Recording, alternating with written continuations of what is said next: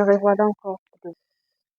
C'est pour parler de notre série, la suite, pour notre deuxième série. Devant vos écrans, c'est la coach Mujingambala Eunice. La semaine passée, nous avons parlé de l'introduction, c'est quoi la dépendance affective et tout et tout. Alors, cette semaine, nous allons devoir parler des causes. Sans plus tarder, nous allons parler du premier point. J'ai énuméré quelques-unes, mais aujourd'hui, nous allons parler de 5. Le premier point, c'est un environnement dans l'enfance peu sécurisant. Qu'est-ce que ça veut dire? Un enfant qui grandit avec une insécurité totale.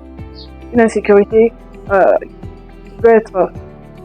Juste un exemple, l'enfant peut être grandi chez ses tantes, ou bien chez ses oncles, ou bien dans l'orphelinat. Et il subit des choses. Il subit des agressions verbales. Il subit Vous comprenez ce que je cherche à dire? Il subit vraiment de choses. Et ça cause ces troubles-là d'indépendance affective. Ça, c'est le premier point. Et nous avons notre deuxième point, qui est un abus sexuel.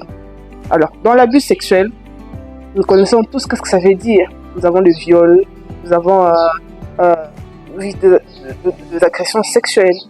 Il y a même des couples de mariés qui abusent de leur femme tout en étant mariés. Donc, c'est sans le consentement de l'autre. Là, ça devient un abus et tout. Ça cause ces troubles-là d'indépendance affective. Troisièmement, nous avons l'agression psychologique. Donc, dans l'agression psychologique, ça vient juste rejoindre un peu le premier point qui est un environnement peu sécurisant. Donc, ça rejoint un peu ce point-là.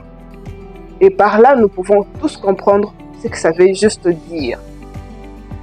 Et le quatrième point, nous avons l'handicap ou une maladie ou un accident. Ce genre de choses s'accompagnent avec un état psychologique qui change.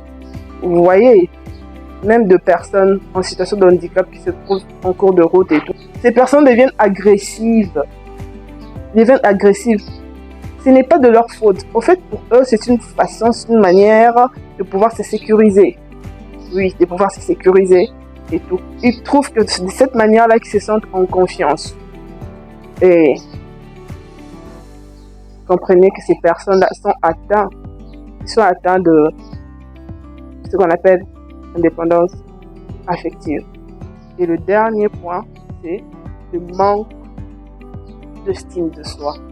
Pourquoi le manque d'estime de soi? Le manque d'estime de soi, si une personne a ces manques-là, automatiquement, atteindre sa personne au motonae, ce ne serait pas sécurisant.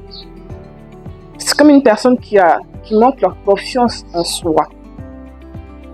C'est comme une personne qui manque de tout ça. Et ça finit par créer cette insécurité-là. Ça finit par créer quelque chose où tu dépends de l'autre. Tu dépends automatiquement de l'autre. Pourquoi? Parce que tu as ce manque d'estime de soi. Alors, c'est très important d'en avoir. C'est très important d'avoir la confiance en soi-même. Alors, je donne rendez-vous à la semaine prochaine pour une autre suite. Et là, la semaine prochaine, nous allons parler des signaux.